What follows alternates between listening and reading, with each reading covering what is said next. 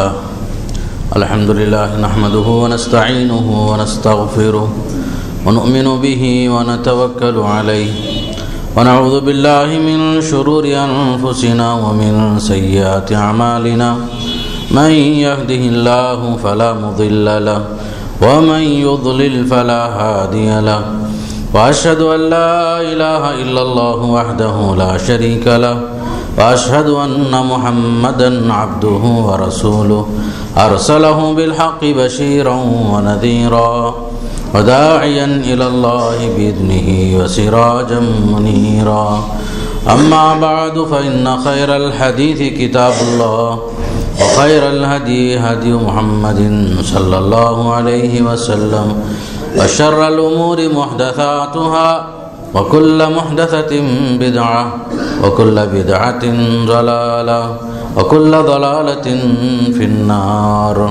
فأعوذ بالله السميع العليم من الشيطان الرجيم بسم الله الرحمن الرحيم يا أيها الذين آمنوا اتقوا الله وقولوا قولا سديدا يصلح لكم أعمالكم ويغفر لكم ذنوبكم ومن يطع الله ورسوله فقد فاز فوزا عظيما قال النبي صلى الله عليه وسلم عليكم بالصدق فإن الصدق يهدي إلى البر وإن البر يهدي إلى الجنة أو كما قال عليه الصلاة والسلام۔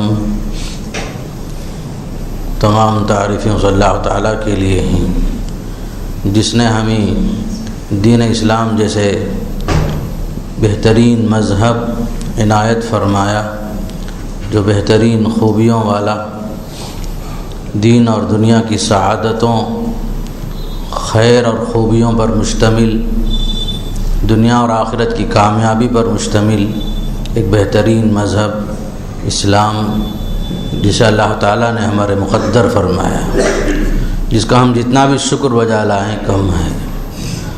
درود و سلام ہو نبی کریم صلی اللہ علیہ وسلم پر، آپ کے صحابہ کرام، تابعین اور تبع تابعین پر اللہ کی رحمت نازل ہو۔ اللہ تعالیٰ ان سب کی خدمات قبول فرمائے، جنت الفردوس نصیب فرمائے۔ خطبہ مسنونہ کے بعد سورہ احزاب کی 2 آیتیں اور مسلم شریف کی ایک روایت آپ کے سامنے رکھی گئی۔ سورہ احزاب کی یہ دونوں آیتیں بڑی اہمیت کے حامل ہیں، خصوصاً اہل ایمان سے اللہ تعالیٰ نے فرمایا یا ایھا الذین آمنوا اتقوا اللہ وقولوا قولا سدیدا، اے ایمان والو تم اللہ سے ڈرتے رہو اور سیدھی سادھی سچی باتیں کہتے رہو۔ اس کا نتیجہ یہ ہوگا کہ اللہ تعالیٰ تمہارے اعمال کو درست فرمائے گا، تمہارے گناہوں کو معاف فرمائے گا، اور جو آدمی اللہ اس کے رسول کی اطاعت کرے گا، فرما برداری کرے گا، تو یقیناً وہ بڑی کامیابی سے ہمکنار ہوگا۔ اور پیارے نبی صلی اللہ علیہ وسلم نے فرمایا لوگوں سچائی کو لازم پکڑو، اس لیے کہ سچائی کا نتیجہ یہ ہوتا ہے کہ سچائی انسان کو نیکی کی طرف لے کے جاتی ہے، اور ایک انسان نیکی کی طرف چلتے چلتے جنت کے راستے پر چلنا شروع کر دیتا ہے۔ قرآن مجید کی آیت سے اور احادیث شریفہ کی روشنی میں خاص طور پر سچائی کی بڑی اہمیت معلوم ہوتی ہے، اور یہ سچائی خصوصاً دیگر حدیثوں کی روشنی میں معلوم ہے کہ اہل ایمان کی خصوصی صفت ہے۔ ایک موقع پر نبی کریم صلی اللہ علیہ وسلم نے فرمایا کہ مومن کے اندر بہت سارے گناہ ہو سکتے ہیں، کمی بیشیاں ہو سکتی ہیں، لیکن ایک مومن جھوٹا نہیں ہو سکتا۔ فرمایا مومن کے اندر چھوٹی بڑی خامیاں ضرور ہوں گی، چھوٹے موٹے گناہوں کا ارتکاب ضرور کرتا ہوگا، لیکن ایک مومن جھوٹا ہو نہیں سکتا۔ فرمایا تو اس سے معلوم ہوا کہ سچائی جو ہے خاص طور پر اہل ایمان کی صفت ہے، اور اہل ایمان اسی صفت سے معروف ہیں۔ سورہ توبہ کی آیتوں میں اللہ تعالیٰ نے یہی حکم وہاں بھی دیا، یا ایھا الذین آمنوا اتقوا اللہ وکونوا مع الصادقین، اے ایمان والو اللہ سے ڈرتے رہو اور تم سچے لوگوں کے ساتھ رہو، فرمایا کہ سچائی کو اپنانا ہے تو سچوں کے ساتھ رہو۔ اچھی عادتیں جو آتی ہیں نیک لوگوں کے ساتھ اٹھتے بیٹھتے ان کی صحبت کا اثر بھی ہوتا ہے۔ اسی لیے اللہ تعالیٰ نے آیت میں فرمایا کہ تمہارے اندر سچائی ضرور ہونی چاہیے، تو اس کے لیے ضروری ہے کہ آپ کا معاشرہ سچا ہو، آپ کا اٹھنا بیٹھنا، آپ کے دوست و احباب سچے لوگ ہوں۔ ایسے لوگوں کے ساتھ رہو تو نتیجے میں آپ کے اندر بھی یہ چیز آ جائے گی، تو تمہاری زندگی جو ہے حقیقت میں سچے لوگوں کے ساتھ گزرے گی، جنت کا راستہ آسان ہو جائے گا، اور تمہاری زندگی میں اللہ سکون نصیب فرمائے گا۔ اس لیے کہ سچائی کے پیچھے کبھی انسان جو ہے سچ بول کر کے کبھی پچھتاتا نہیں ہے۔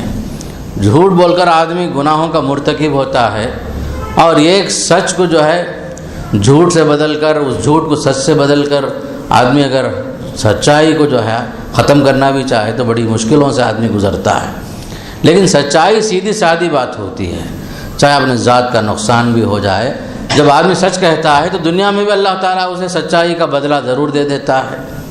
سچائی کا بدلہ انسان کو آخرت میں تو ہے ہی جنت کی شکل میں، لیکن دنیا میں بھی سچے لوگ ہمیشہ سچوں کے فہرست میں ہی یاد کیے جاتے ہیں۔ اسی لیے خاص طور پر معاشرے میں یہ بات بھی ہونا چاہیے کہ سچی گواہی بھی پیش کریں لوگ، اس لیے کہ جھوٹی گواہی پیش کرنا بھی کبیرہ گناہوں میں شامل کیا گیا۔ آپ نے فرمایا ایک موقع پر الا انبئکم باکبر الکبائر، کیا میں تم کو کبیرہ گناہوں میں بھی سب سے اونچا سب سے بڑا گناہ کیوں نہ میں بتاؤں آپ کو؟ صحابہ نے فرمایا بتائیے اللہ کے رسول صلی اللہ علیہ وسلم۔ تو آپ نے فرمایا کہ الا شہادت الزور، الا و شہادت الزور، یاد رکھو جھوٹی شہادت، جھوٹی گواہی دینا یہ سب سے بڑا کبیرہ گناہ ہے۔ اس لیے کہ ایک معاشرہ جو قائم ہوتا ہے سچوں کے ذریعے سے قائم ہوتا ہے، گھر میں جو سکون ہوتا ہے سچائی کے ذریعے سے، اعلیٰ اولاد کے اندر جو اچھی عادتیں آتی ہیں ماں باپ کے اندر سچائی کی وجہ سے۔ اگر ماں باپ اگر جھوٹ بولنا شروع کر دیں، بڑوں کا حال دیکھ کر بچوں کے اندر بھی وہی چیز آئے گی۔ اس لیے اللہ تعالیٰ نے کیا فرمایا کہ آپ لوگ ہمیشہ سچ بولیے، سچوں کے ساتھ رہیے۔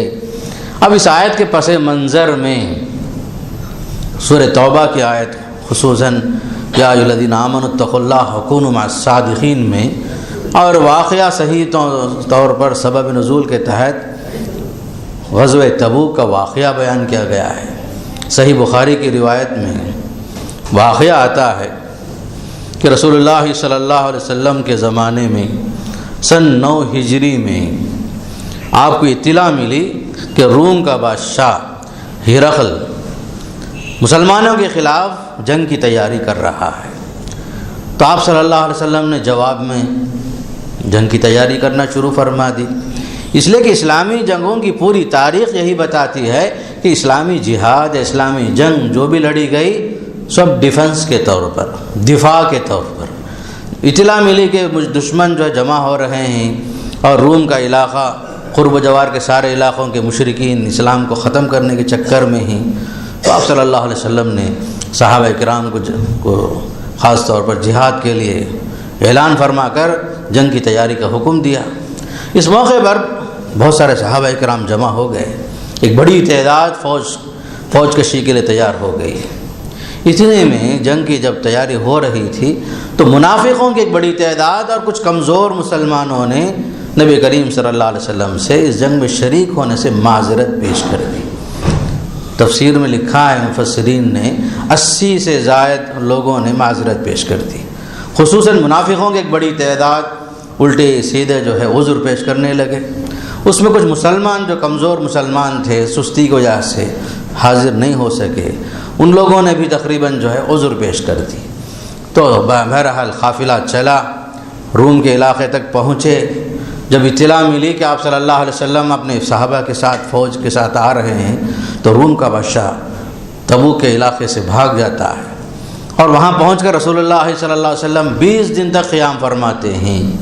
20 دن کا قیام ہوتا ہے۔ اس دوران قرب و جوار کے سارے علاقے، روم کے علاقے، تبوک کے آس پاس کے علاقے جو ہیں مسلمانوں کے پاس آ کر رسول اللہ صلی اللہ علیہ وسلم کی خدمت میں حاضر ہو کر اسلام لانے کا وعدہ کرتے ہیں، مسلمان ہو جاتے ہیں، اسلام کے تابع ہو جاتے ہیں۔ تو اس کا بڑا فائدہ یہی ہوا کہ اس علاقے کے اندر اسلام پھیل گیا۔ پھر آپ صلی اللہ علیہ وسلم مدینہ واپس لوٹے۔ مدینہ واپس لوٹنے کے بعد جن حضرات نے عذر پیش کی اس میں منافقوں کی ایک بڑی تعداد تھی کہ ہم جنگ میں شریک نہیں ہو سکے، ہمارے پاس فلاں فلاں عذر تھا۔ تو اس میں 3 مسلمانوں نے بھی آ کر کے کہا یا رسول اللہ ہمارے پاس اگر ہم چاہیں تو جھوٹا عذر پیش کر سکتے، ہم لوگ عذر پیش نہیں کر سکتے، اس لیے کہ ہمارے پاس عذر نہیں ہے۔ صحیح بات یہ ہے کہ تساہل کی وجہ سے، سستی کی وجہ سے ہم لوگ نہیں آ سکے۔ ہم لوگوں کے پاس اسباب میسر تھے، تیاری بالکل، سواریاں میسر تھی، سب کچھ تھا، لیکن گرمی کا زمانہ تھا۔ ہم سوچتے رہے کہ کل نکلیں گے، یہاں تک کہ قافلہ نکل بھی گیا، واپس بھی آ گیا۔ جب 3 صحابہ اکرام حضرت مرارہ بن ربیع، ہلال بن امیہ، کعب بن مالک رضی اللہ تعالیٰ عنہ، یہ تینوں صحابی جو ہیں سچائی کے ساتھ کہنے لگے ہمارے پاس کوئی عذر نہیں ہے، تب آپ صلی اللہ علیہ وسلم نے ان کے معاملے کو اللہ کے حوالے کر دیا، کہا کہ اللہ تعالیٰ اس کے حوالے۔ پھر اس کے بعد آیتیں نازل ہو گئی ان کے بارے میں، وعلی الثلاثة الذین خلفوا حتی اذا ضاقت علیہم الارض بما رحبت، کہ جب تک اللہ تعالیٰ ان کا توبہ قبول نہیں کرتا اس وقت تک جو ہے ان کو الگ تھلگ کر دیا جائے۔ معاشرے میں بائیکاٹ کیا گیا۔ تینوں صحابی جو ہیں مدینے میں رہتے تھے، لیکن حکم یہ ہوگا تمام مسلمانوں کو ان سے بات چیت نہیں کرنا، ان سے تعلقات ختم ہو گئے۔ تقریباً یہ تینوں صحابی بائیکاٹ کے زندگی گزارتے رہے۔ حضرت کعب بن مالک کہتے ہیں کہ میرا نوجوان آدمی تھا، رہے حضرت بھی ہلال بن امیہ اور حضرت ربیع، یہ دونوں ذرا عمر رسیدہ تھے، گھروں میں بیٹھ کر توبہ کرتے رہے، روتے رہے، اللہ سے معافی مانگتے رہے۔ میں چونکہ نوجوان تھا، معاشرے میں گھومتا تھا، دیکھتا تھا، ہر آدمی مجھے دیکھ کر اجنبی بن جاتا تھا، کوئی سلام کا جواب بھی نہیں دیتے تھے۔ نماز میں شریک ہوتا میں، آپ صلی اللہ علیہ وسلم کے قریب میں نماز پڑھتا، تو میں جب آپ کی طرف نظر اٹھاتا تو آپ جو ہے بالکل اجنبی بن جاتے، جب میں اپنی نظر پھیر لیتا تو آپ میری طرف دیکھتے تھے۔ یہی کیفیت چلتی رہی، 40 دن ہو گئے۔ 40 دن کے بعد جب 41واں دن آیا تو پھر ایک نیا حکم نازل ہوا کہ یہ لوگ جو ہے اپنی بیویوں سے بھی الگ ہو جائیں۔ تو حضرت کعب بن مالک، ہلال بن امیہ، حضرت مرارہ بن ربیع رضوان اللہ علیہم نے اپنی اپنی بیویوں کو الگ کر دیا، ان کے اپنے ماں کے گھر بھیج دیا۔ اس طریقے سے 40 دن کے بعد اور 10 دن گزر گئے تو 50 دن ہو گئے۔ تب اللہ تعالیٰ نے وہ آیت نازل فرمائی کہ ان کا توبہ قابل قبول ہے، اللہ نے انہیں معاف کر دیا ہے۔ جب آیت نازل ہوئی رسول اللہ صلی اللہ علیہ وسلم کے پاس اس خوشخبری کو سنانے کے لیے مدینہ کا پورا قافلہ نکل گیا، حضرت کعب بن مالک کی تلاش میں، ہلال بن امیہ کی تلاش میں، مرارہ بن ربیع کی تلاش میں۔ کسی نے اگر کہا ابشر یا کعب بن مالک بخیر، کعب بن مالک خوش ہو جاؤ تمہاری توبہ قبول ہو گئی۔ کسی نے حضرت ہلال بن امیہ سے کہا، کسی نے مرارہ بن ربیع سے کہا۔ حضرت کعب بن مالک فرماتے ہیں میری طرف ایک گھوڑ سوار تیزی کے ساتھ آیا، وہ گھوڑے کی رفتار سے بڑھ کر اس کی آواز بڑی تیز تھی۔ اس نے کہا خوش ہو جاؤ کعب بن مالک تمہاری توبہ قبول ہو گئی۔ میں جو ہی اطلاع ملی میں سجدے میں گر گیا، اللہ تعالیٰ نے میری توبہ قبول کر لی۔ پھر اس کے بعد میں نبی کریم صلی اللہ علیہ وسلم کی خدمت میں حاضر ہوا۔ فرماتے ہیں میں جب آپ کے پاس پہنچا تو آپ نے بھی مجھے مبارکباد دی۔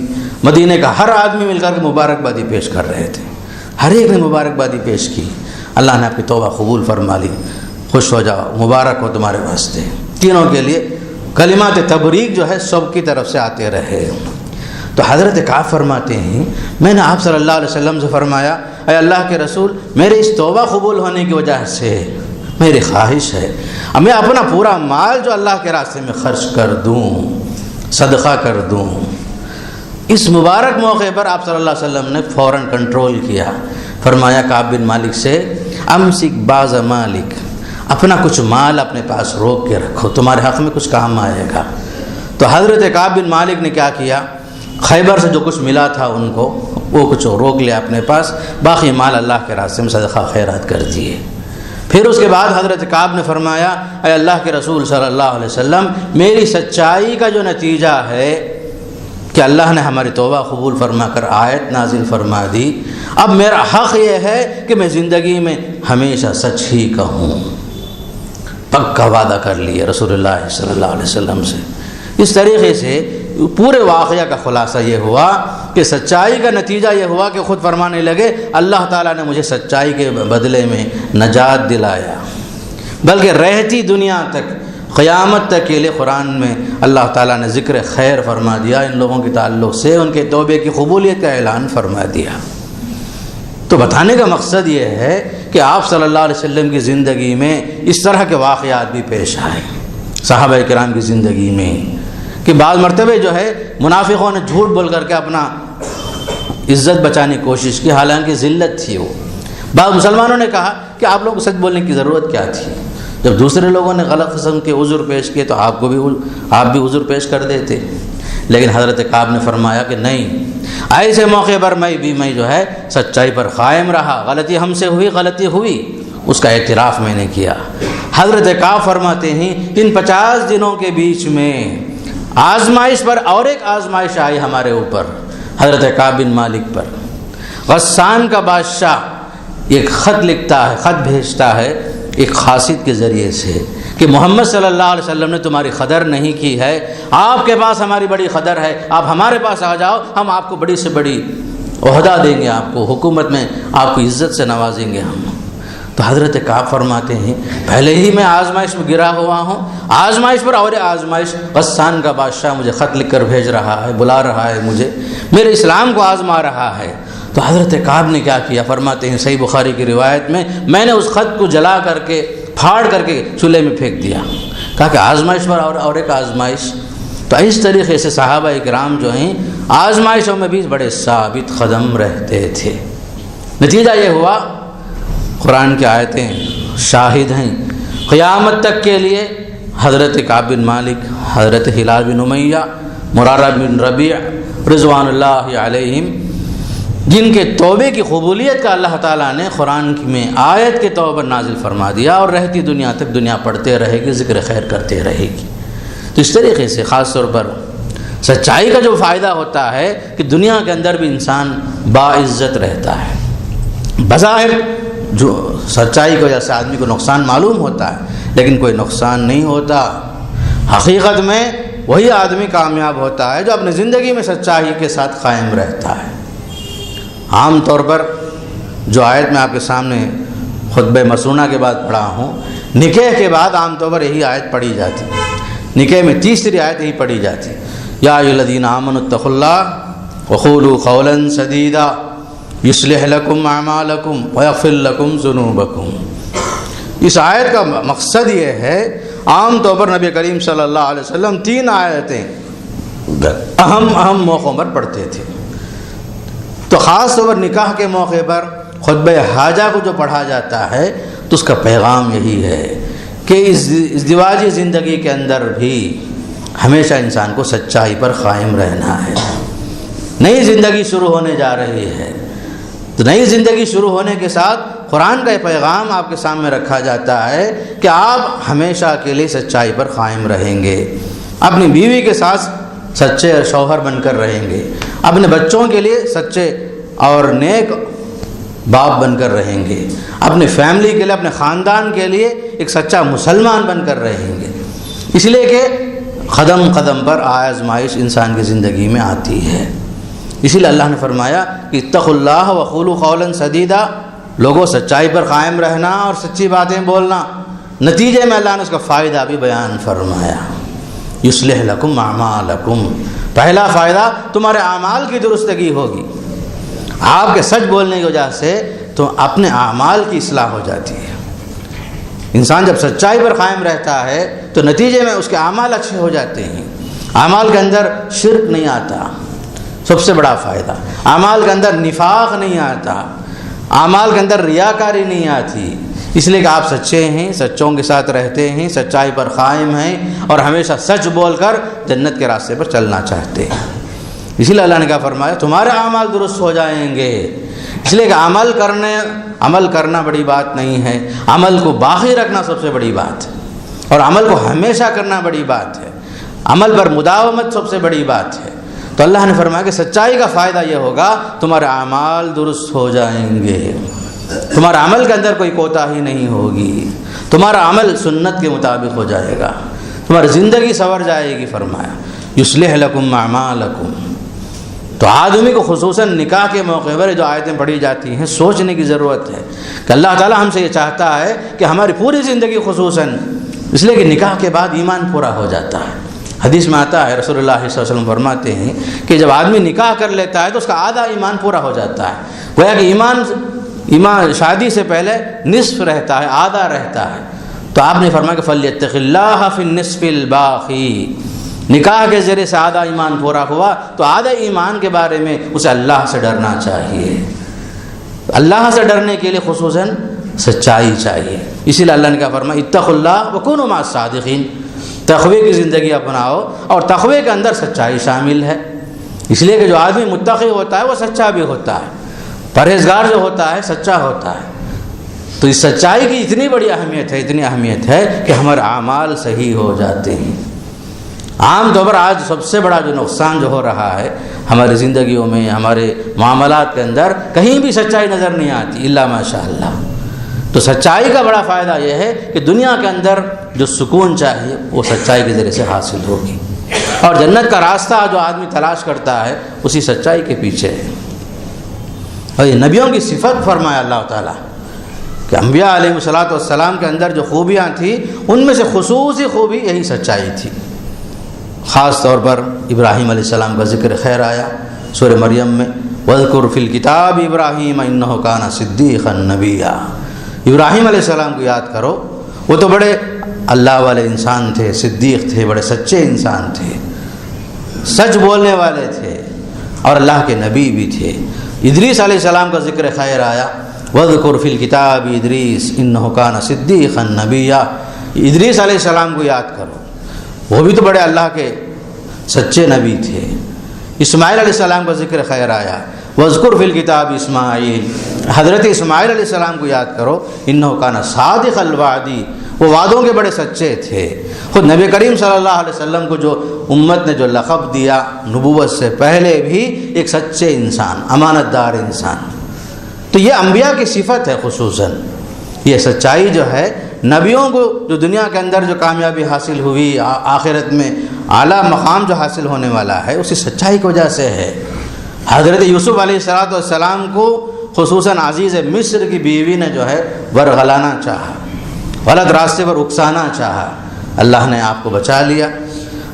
وَلَقَدْ هَمَّتْ بِهِ وَهَمَّ بِهَا لَوْلَا أَن رَأَىٰ بُرْهَانَ رَبِّهِ، برائی کا اس نے ارادہ کر لیا، برائی کا باقاعدہ اس نے جو ہے پلاننگ کیا اس عورت نے، لیکن اللہ نے بچایا۔ آخر میں اسی عورت کے زبان سے اللہ تعالیٰ نے حضرت یوسف علیہ السلام کی براءت کا اعلان فرمایا، انا راودتہ عن نفسہ وانہ لمن الصادقین۔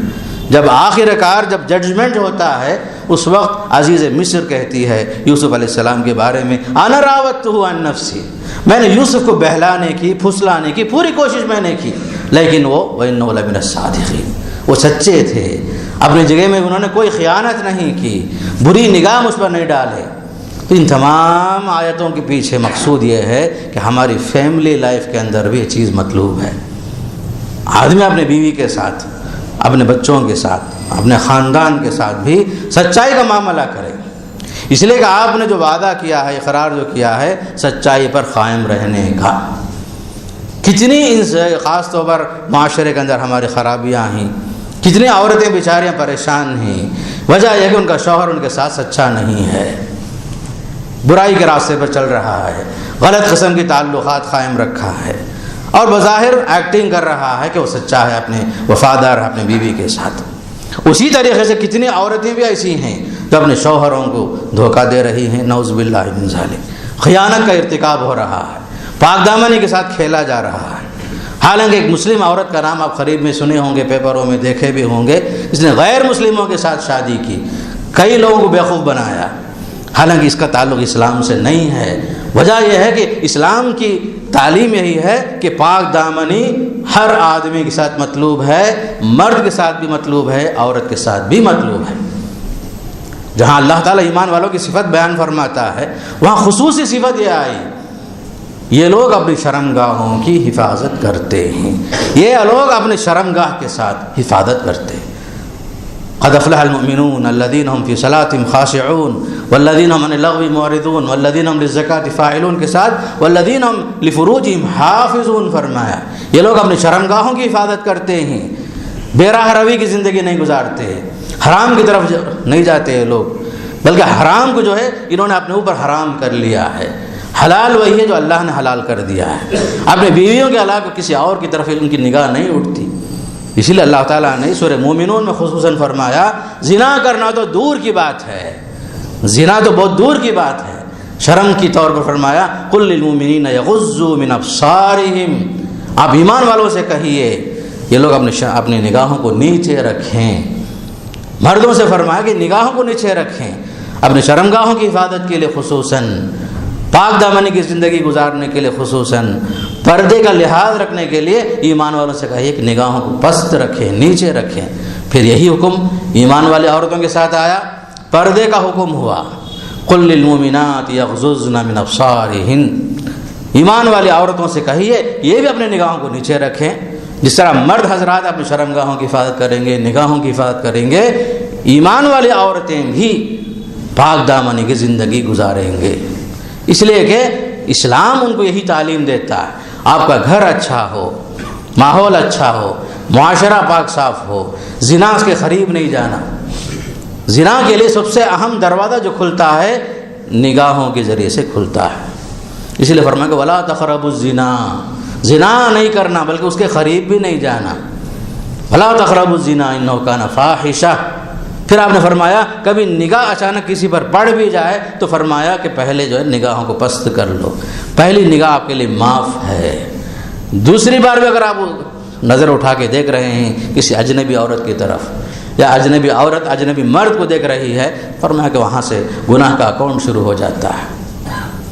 ایک موقع پر آپ نے یہ بھی فرمایا کہ سچائی پر قائم رہنے کے لیے یہ بھی ضروری ہے خصوصاً کہ آدمی اپنے آنکھوں کی حفاظت کرے، شرمگاہوں کی حفاظت کرے، اپنے ہاتھ پیر کی حفاظت کرے۔ فرمایا زنا العین النظر، آدم کی اولاد ہر حال میں زنا کا ارتکاب کرتی ہے۔ فرمایا صحابہ اکرام کو بڑا تعجب ہوا کہ آدم کی اولاد زنا کا ارتکاب کیسے کرتی ہے، وہ بھی فرمایا کہ نگاہوں کی زنا ہوتی ہے، کہ نظر حرام، آنکھوں سے آدمی زنا کرتا ہے، غلط چیز کی طرف دیکھتا ہے، ہاتھوں سے زنا کرتا ہے، غلط چیز پکڑتا ہے، پیروں سے زنا کرتا ہے، غلط راستے پر چلتا ہے، شرمگاہ تصدیق کرتی ہے یا جو ہے تکذیب کرتی ہے۔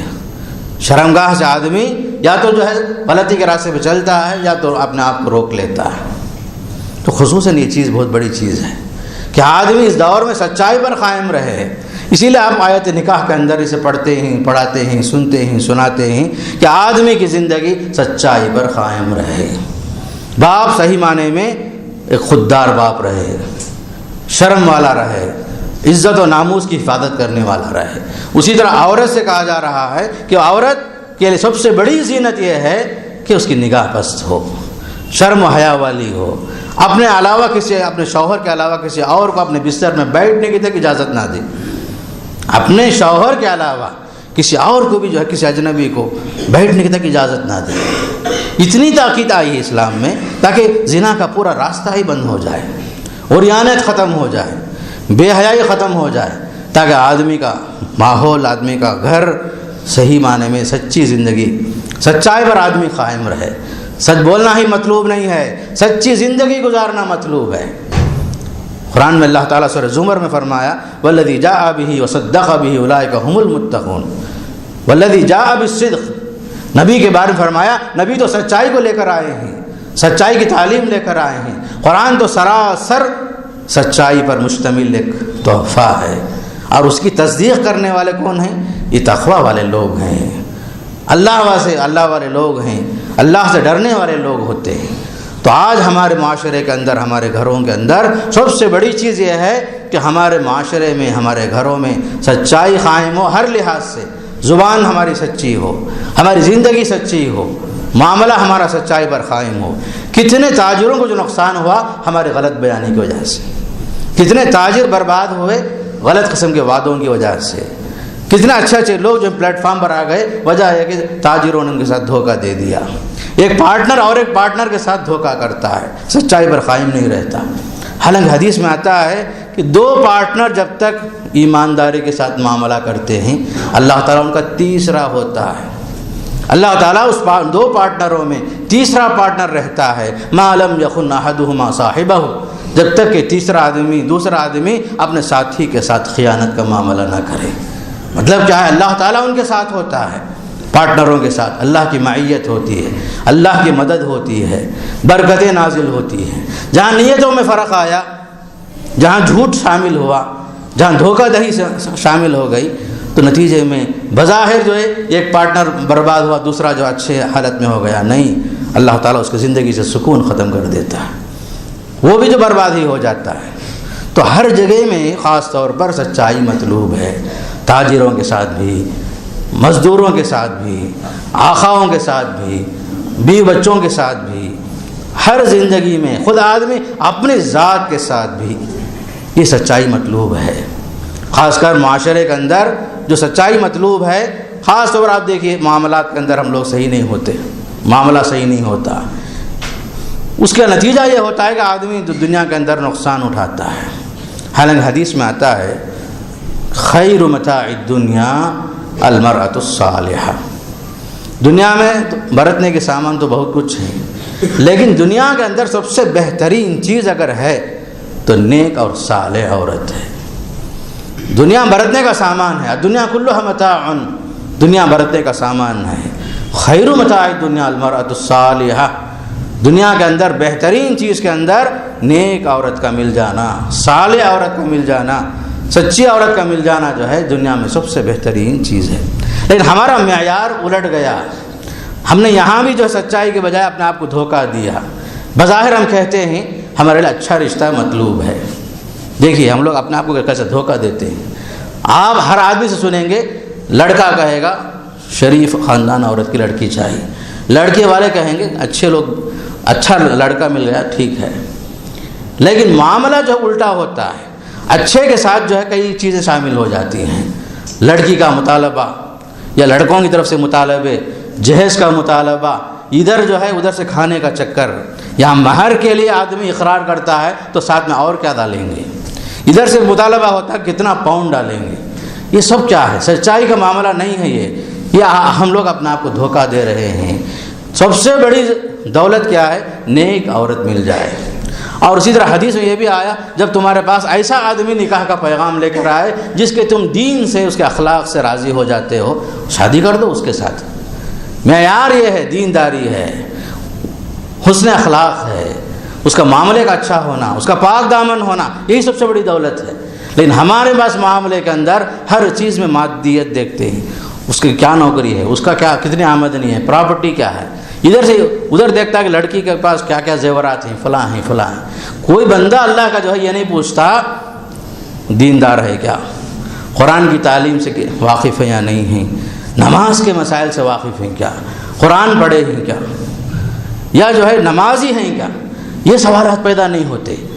سب سے اہم چیز جو پیدا ہوتی ہے مادیت، بینک بیلنس، پیچھے کیا ہے، آمدنی کے ذرائع کیا ہو سکتے ہیں.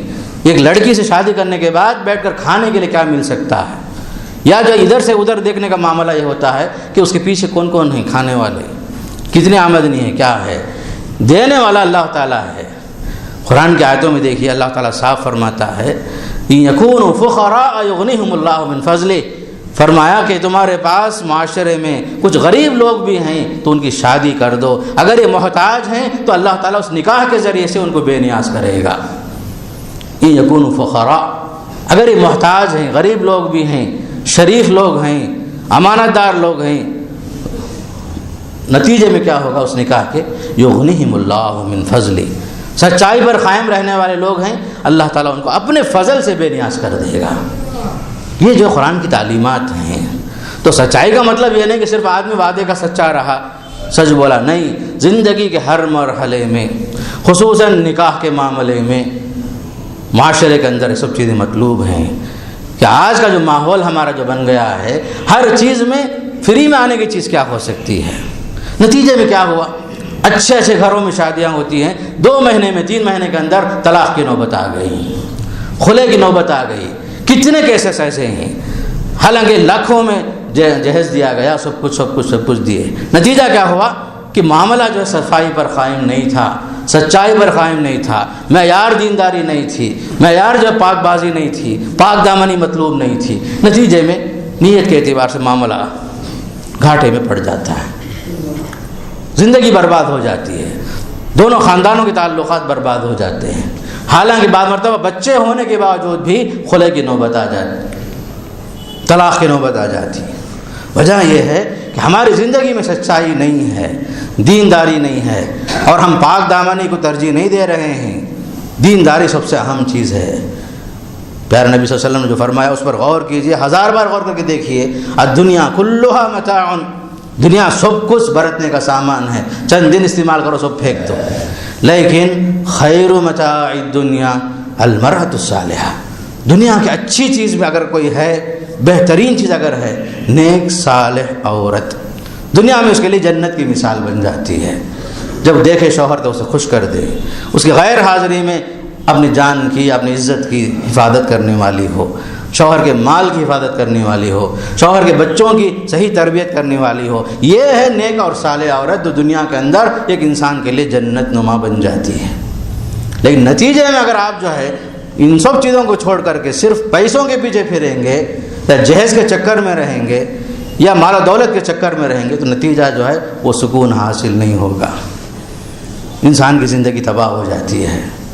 تو لہذا خصوصاً یہ جو آیتیں جو پڑھی گئی ہیں، نتیجہ آپ سوچ کر دیکھیے، سچائی کا نتیجہ یہ ہوا حضرت کعب بن مالک، مرارہ بن ربیع، ہلال بن امیہ سچائی پر قائم رہے۔ آزمائش ضرور آئی، 50 دن گزر گئے بیچاروں پر، لیکن اللہ نے توبہ قبول فرمایا امتحان کے بعد، اور قیامت تک وہ تینوں حضرات جو ہیں ذکر خیر کے ساتھ یاد کیے جاتے ہیں۔ اس کے برعکس منافقوں کو یاد کر کے دیکھیے، نتیجہ یہ ہوا کہ بظاہر یہ لوگ جو کامیاب تو ہو گئے، بچ گئے، لیکن یہ فرمایا اللہ تعالیٰ ان المنافقین فی الدرک الاسفل من النار، یہ منافق جہنم میں بھی آخری حصے میں سب سے لاسٹ جو یہی لوگ ہوں گے۔ اس لیے کہ لوگ دھوکہ دیتے ہیں، اللہ کو دھوکہ دیتے ہیں، رسول کو دھوکہ دیتے ہیں، ایمان والوں کو دھوکہ دیتے ہیں۔ تو دھوکہ دینے والا بظاہر کامیاب نہیں ہوتا، اس لیے آپ اپنے آپ کو دھوکہ دینے سے بچائیے۔ تو شریعت کا جو نقطہ نظر ہے کہ آپ اللہ کے ساتھ بھی سچے بن کر رہیے، اللہ کے رسول صلی اللہ علیہ وسلم کی سنتوں کے مطابق زندگی گزاریے، اپنے نفس کو جو دھوکہ دینے سے بچائیے، معاشرے کے اندر سچائی کو قائم کیجیے، اور اپنے جگہ میں جہاں ہم تجارت کرتے ہوں، معاملہ کرتے ہوں، نوکری کرتے ہوں، جہاں بھی ہم ہوں، سچائی پر اگر ہم قائم رہیں گے تو نتیجے میں اللہ تعالی ہماری زندگی میں اللہ برکت نصیب فرمائے گا، اور خاص طور پر آخرت میں کامیابی ہوگی۔ اس لیے کہ وہ حدیث میں آپ کو سامنے رکھا جس میں فرمایا آپ صلی اللہ علیہ وسلم، تم ہمیشہ سچائی پر قائم رہنا، کہ سچائی آپ کو نیکی کی طرف لے کے جائے گی، اور نیکی آپ کو جنت تک پہنچائے گی۔ اس حدیث کا اور ایک ٹکڑا یہ ہے، فرمایا کہ جھوٹ سے بچنا، جھوٹ کی وجہ سے آدمی گنہگار ہوتا ہے، آدمی گناہ کی وجہ سے جہنم تک پہنچ جاتا ہے۔ اس لیے کہ انبیاء کی صفت جیسے میں آپ کو بتایا، ابراہیم علیہ السلام، یوسف علیہ السلام، ادریس علیہ السلام، اسماعیل علیہ السلام، خود نبی کریم صلی اللہ علیہ وسلم کی پوری زندگی جو قائم تھی سچائی پر قائم تھی۔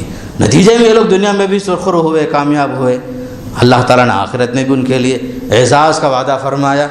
اونچا درجہ انبیاء کا ہوگا، اس کے بعد کا درجہ صدیقوں کا ہوگا، اس کے بعد کا درجہ شہداء کا ہوگا، پھر اس کے بعد کا درجہ صالحین کا ہوگا فرمایا۔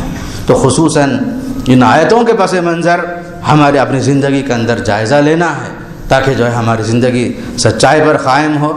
اللہ تعالی ہم سب کو ہمیشہ سچ بولنے کی توفیق نصیب فرمائے، اور سچائی کے ساتھ زندگی گزار کر دنیا میں بھی آخرت میں بھی اللہ تعالی ہمیں کامیاب فرمائے۔ اللہ تعالی ایمان والوں کی جو صفات قرآن میں جو بیان کیے گئے ہیں، ان تمام صفات کو اپنی زندگی میں نافذ کرنے کی توفیق نصیب فرمائے۔ نماز پڑھنے کی اللہ توفیق نصیب فرمائے، ہمیشہ نماز کی پابندی کی توفیق نصیب فرمائے۔ اپنوں کو، اپنے گھر والوں کو جہنم سے بچانے کا اللہ تعالی ہم سب کو توفیق نصیب فرمائے، اور خاص طور پر جو مرحومین ہیں اللہ تعالی ان سب کی مغفرت مغفرت فرمائے، جو بیمار لوگ ہیں اللہ تعالیٰ ان کی صحت کاملہ اللہ تعالیٰ انہیں نصیب فرمائے، جو پریشان حال ہیں اللہ تعالیٰ ان سب کی پریشانیاں دور فرمائے، اللہ تعالیٰ ہمارے مساجد کی حفاظت فرمائے، ہمارے جانوں کی حفاظت فرمائے، ہمارے اموال کی حفاظت فرمائے، ہمارے مدارس کی حفاظت فرمائے، اللہ تعالیٰ ہمارے عزت و ناموس کی حفاظت فرمائے، ہمارے جو بچیاں پریشان حال ہیں اللہ تعالیٰ ان سب کے لیے بہترین جوڑا نصیب فرمائے، جو اولاد والے ہیں اللہ تعالیٰ ان کے اولاد کو صحیح اور صالح اولاد بنائے، جو لوگ بے اولاد ہیں اللہ تعالیٰ ان کو اولاد کی خوشی سے مالا مال فرمائے، جب تک باقی رکھے اللہ تعالیٰ ہم سب کو مسلمان بنا کر مسلمانہ زندگی گزارنے کی توفیق نصیب فرمائے۔ بارک اللہ لی ولکم فی القرآن العظیم ونفعنی وإیاکم بالآیات والذکر الحکیم انہ تعالی جواد کریم ملک قدیم بر رؤوف رحیم رب حلیم۔